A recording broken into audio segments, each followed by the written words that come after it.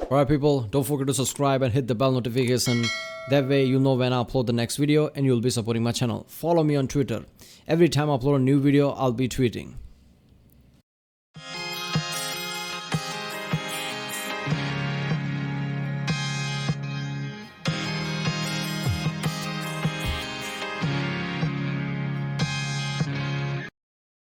Horizon Chat, reaction. This is Genshin Impact Review. My money's gone.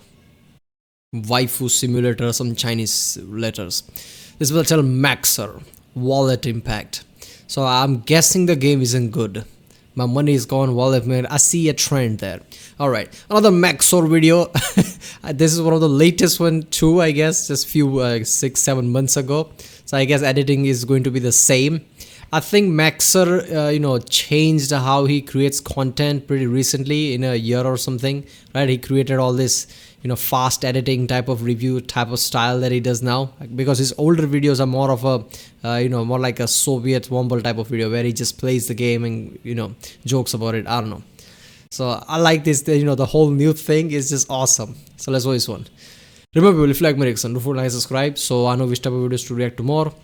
Check out other weeks and take the link in the description. Check out the cards, and yeah, let's watch it. Oh, wait a second.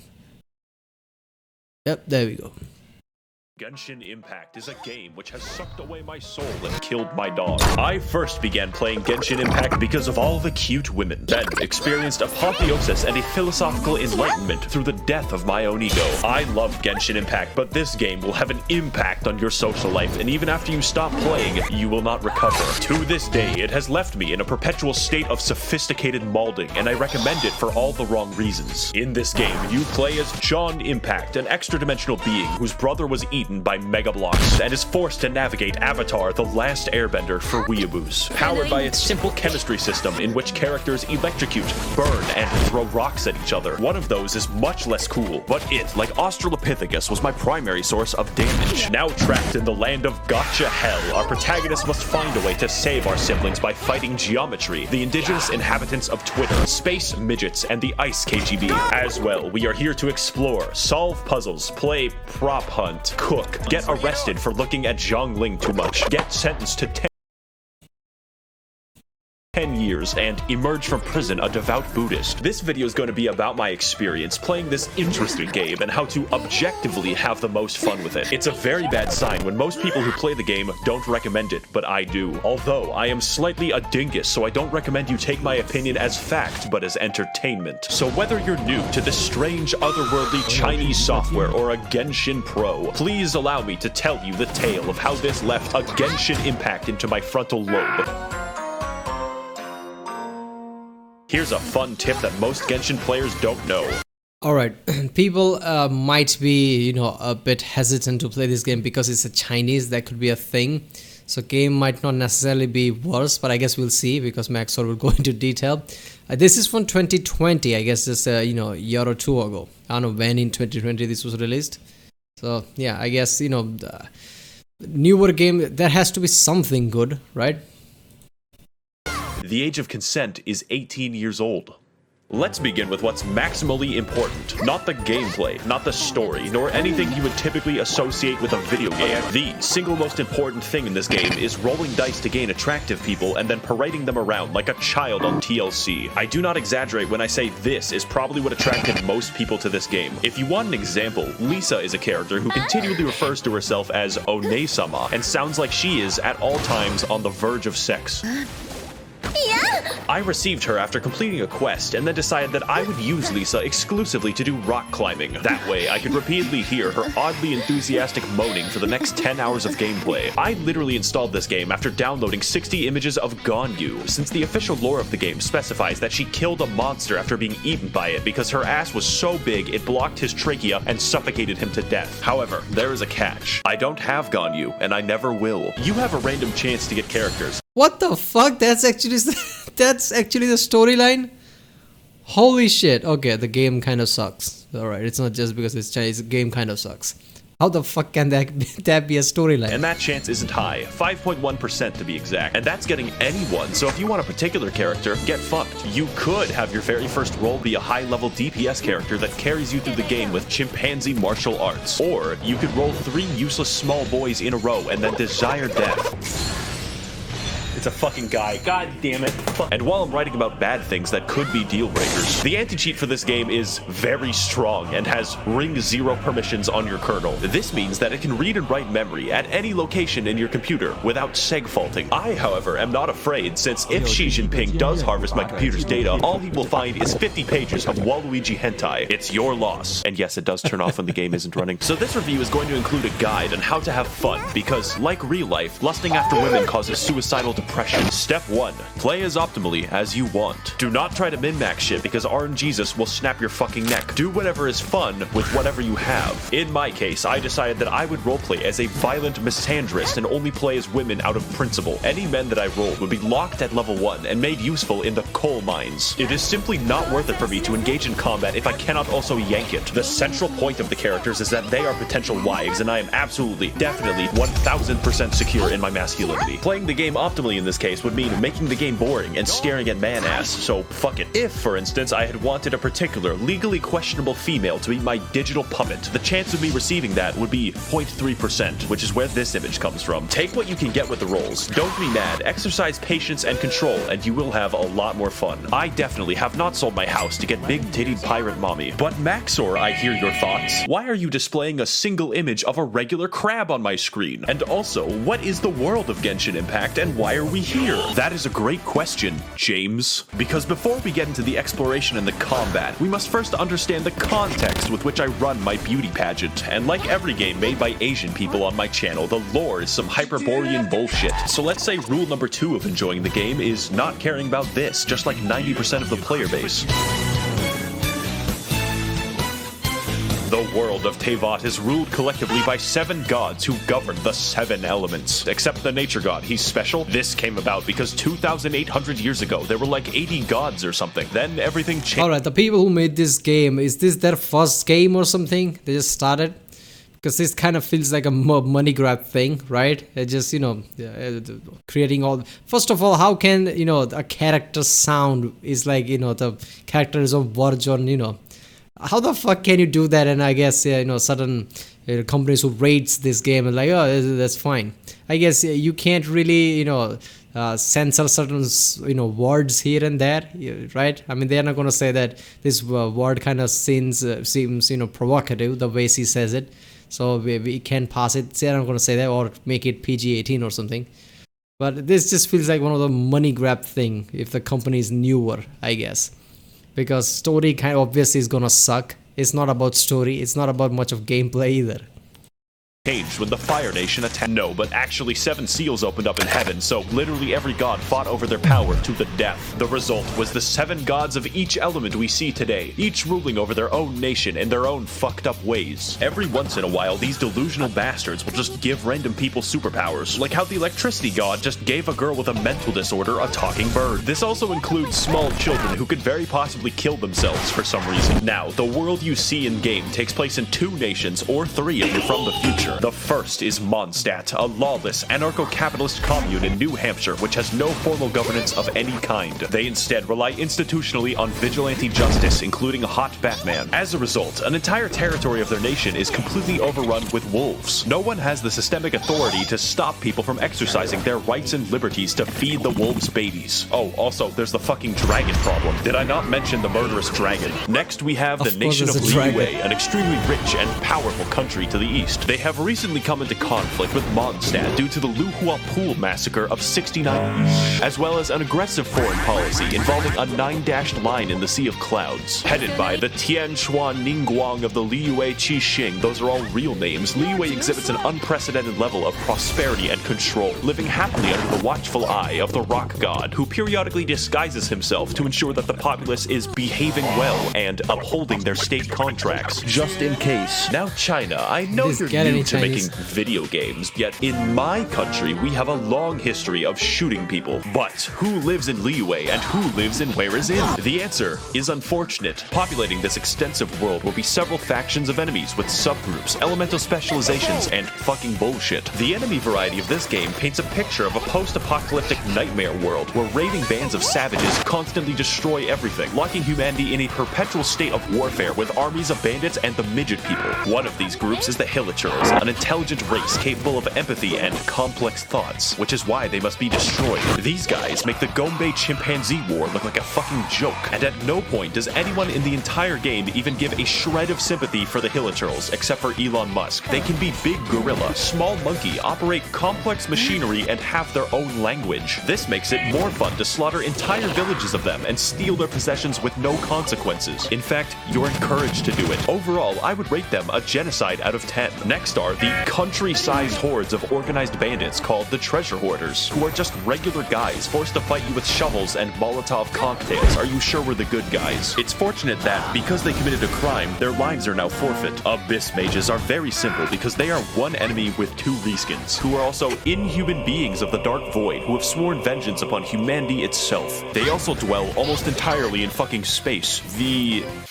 Fatui of Snezhnaya are heavily armed diplomats seeking to dominate the world of Teyvat through subterfuge, and employing 9-foot-tall people with hammers is absolutely conducive to this goal, I promise. They are unique among Teyvat because they serve the interests of the Tsaritsa of Snezhnaya, also known as the God of Ice. That's important because it's very weird that they primarily use electricity and fire. I guess the Ice God is just fucking lazy. The Fatui are always up to no good, like stealing the Wind God's power or like a bank heist. They're also really hot, so I'm not stopping them. Finally, we have the local wildlife of Teyvat, which is 90% slimes and 10% these fuckers. I spent most of the fight waiting to do something.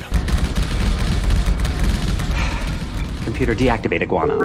That's really what the combat is all about. Sometimes it's like, holy fuck, that is a whale. And other times it's like, I think that bush just fucking... Really, no matter what happens, you're in for an experience. Let's find out if that's bad or worse.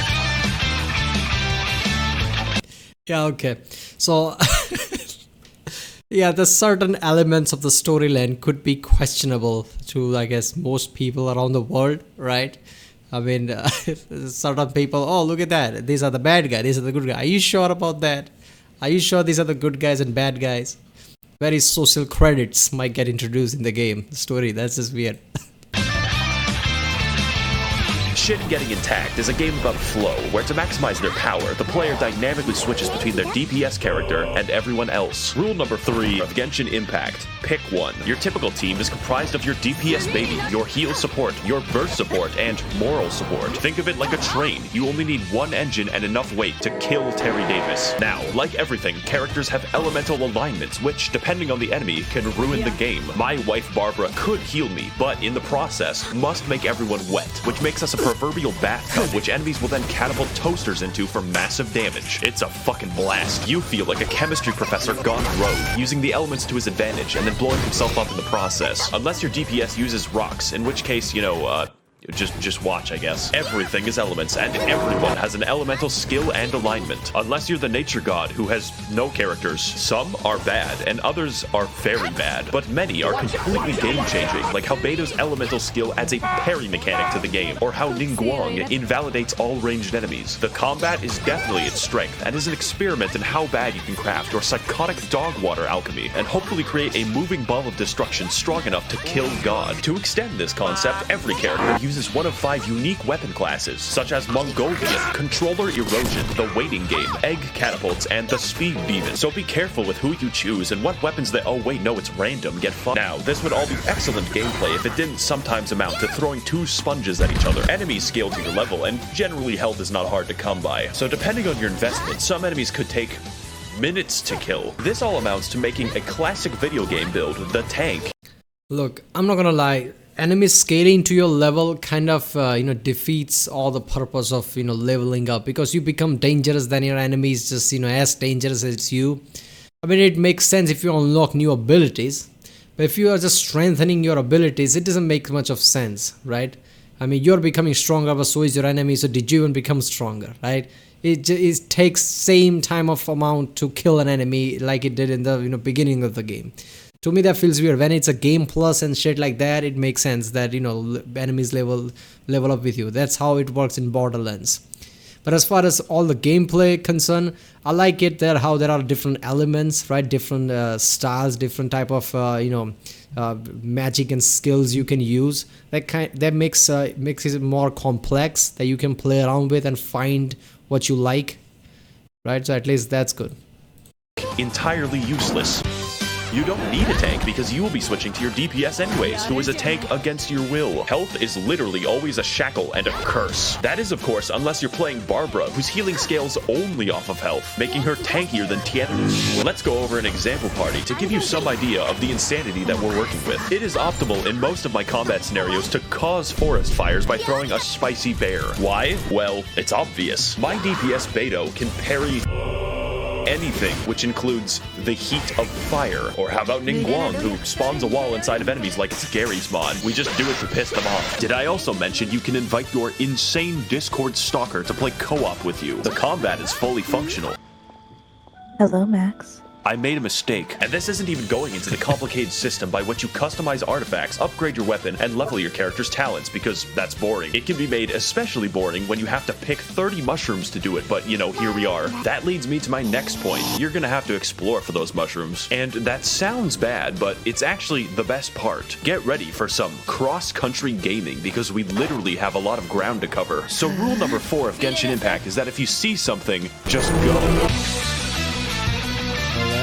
You've probably noticed at some point that this game looks identical to Breath of the Wild, right down to the UI. This is an objectively correct assessment. It's just that the game doesn't give a shit, and neither should we. Breath of the Wild was so good that I wanted Breath of the Wild with more anime pussy, because goddammit, why did Nintendo make Zelda look like that? The amount of bandits and Yeah, okay, I guess Zelda Breath of the Wild is one of the most famous game of all time by now, right? I've never played it, right? Not much of a Nintendo guy, but I do remember that it scales the chart like it's nothing, right? Even if you try to find best games ever to play, it's gonna be one of the top ones. So I guess they just took things from that. Is that it? So what, mechanics, gameplay, everything is kind of from that? Or only the map and how it looks is kind of similar? foreign soldiers in this game suddenly makes sense when you realize it has the geography of fucking Afghanistan. It's quite the vertical place, but you're given the tools to navigate it, like your feet or your sweat, and there is quite a bit to see. So, for an example, when I first installed the game, I didn't know that Liyue was in it. That's over half of the map. I was doing a quest that required a wild radish, so I naturally went hiking to find it and accidentally discovered the entirety of Ming Dynasty China, at which point I was wrongfully assaulted after being mistaken for opium. This is one of those games where you start finding chests in the wild and within 30 minutes are flying to a strange island with a man named Jeffrey. It's actually not that different to Skyrim, but this game makes Skyrim look like it's in Kansas. There is always something to do and always something to find. You would think that it would get stale, but the Skyrim joke, man. Seriously, Skyrim is really great even if you play it today, right? After all this year, it just feels different. But even then, there are so many games that I've seen, the map building and how everything looks is kind of much better than Skyrim's map. So I'm trying to think here, like, that this is the newer technologies, obviously past 10 years after Skyrim, all of this. So Elder Scrolls 6, how incredible map is going to be about that? Or Bethesda is going to shit the bed, I don't know. But after Skyrim, so many newer technology came, right? That just helps how you create the world, right? And now the new next generation consoles has SSD in them. And Bethesda have been constantly bitching about that. Like we don't have faster load times. That what causes issue with many things. But now there is SSD, right? So they can't bitch about that now. I just keep finding ways to turn on my neurons. There is a puzzle. I just wanted the chest. Which spans an entire region of the game where you have to climb 3 mountains. You can spend an afternoon doing that and it's viable. There is no direction that you can go that will not help you in some tangible way, and that's what's important about exploration. It's not just pretty, it's optimal. You see this shit right here. This activates my fucking almonds. Exploring this game trains your neurons to fire at the most basic of incentives like a lab chimp. But seriously, if you aren't yet considering the game, just have fun exploring it, stop and smell the flowers, and accidentally find China over a vegetable. I found it eventually. It took 3 hours. Now, if the review had ended here, this would be a definite recommend because the game is free. It costs $0. It cannot yank your bank. Not that I would know. But I must warn you that there are some serious drawbacks besides the fucking Chinese surveillance state that you have to install. So it's time to give you the final tools and rules. Why, man? John Cena just basically apologized for one movie role, and he was obviously precedent to doing that, right? It's a global movie franchise, so I guess Vin Diesel is probably the producer who pressured him, like, you have to apologize to China. And now whenever there's Chinese thing, it's always John Cena. Poor guy cannot take a break now. All right. So this is free to play. Is that it? So what? There are microtransaction things in them, because otherwise how they're gonna make money, right? There has to be some form of microtransaction type of thing. But yeah, it's a free to play. I'm not gonna lie, for a free to play game, it looks really good. For everything and maps and things, it just looks nice. Tools that you need to enjoy this game. Regula numerus quinque of Genshin Impact is just, please God, use the resin every day. So to explain that, you have to understand that this game works by mostly giving you what you want when you seek it out. Unless it's crit damage. So you don't end up mindlessly slogging for 10 hours a day for a single goddamn Warframe chassis. But there is a catch. When it comes to grinding, there is a clever way to make sure that you can't trivialize the entire game, which is that the game just stops you. You expend resin when you kill a boss, want money, want XP, want artifacts, want to live, want to see my daughter again, pretty much anything. And if you have no resin, well, better wait. God will collect his existence tax and you will fucking pay. Even if you live in Mondstadt, the IRS is an eternal fixture of the universe. And although it's nice to have fair guarantees for artifacts, it has the unique side effect of stopping the game from being played. You get 160 a day, and for reference, you spend 40 for boss loot, so good luck. And if you thought that was bad, get ready for Rule 6, which is, yeah, you gotta do the daily quests. We Genshin players are always hard at work on the daily dopamine farms, putting in that grind so that we can have a 4-star object every 20 days. It really makes a man wonder why we bothered with making murder illegal in the first place. Thank you, Kane. This game can give you a lot if you decide to commit yourself to it. But if you don't, you will be scraping for crack crystals in a back alley, maybe make a YouTube video. That alone is probably enough to discourage most people. I thought I was going to be one of those people until I realized that I liked the game. Stockholm Syndrome is actually cool. And for our final rule, you don't want to play with English voices. Set it to literally any other language except English. Now, the voice work isn't horrendous, but it doesn't sound like the dialogue was actually written for English, and the translation is fucking hilarious. The wolves frighten him so badly that he's paralyzed with fear. We've looked everywhere and haven't seen any of the wolves. So do what I do and play in Japanese, then switch the game to Chinese whenever you're in Liyue for maximal immersion. Dear Mr. Xi, please send missiles to liberate my country from the yoke of capitalism. Now that you're armed with what you need, should you play the game? Only if you have self-control. It's not worth it to spend money on the game. I'm serious, and that's why you should give me your money so I can spend it responsibly. Remember, the game is free, and so is the porn. I would like to thank the kind Chinese billionaires and international arms dealers of the Maxor Patreon for funding my hopeless and deadly addictions. If you would like to help fund the videos corrupting America's youth in the name of Naxalite Maoism, you can head to the description to learn more. Thank you all for watching and waiting, and if all right. So I guess, yeah, game, you can't really continue the game after certain times, right? The grind is ridiculous and you have to pay microtransactions. It makes sense. It's a free game. Then that would make sense, right? At least they had a better strategy than fucking Fallout 76, who you just get the full payment and then put microtransaction in that shit and create that Fallout 1, whatever that was, yearly subscription.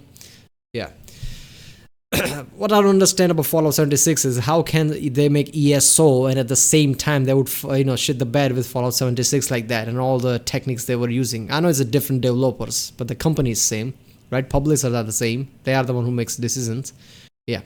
Genshin Impact. I guess this is a proper Chinese game. Never played a proper Chinese game before, but I guess they're gonna rise soon too.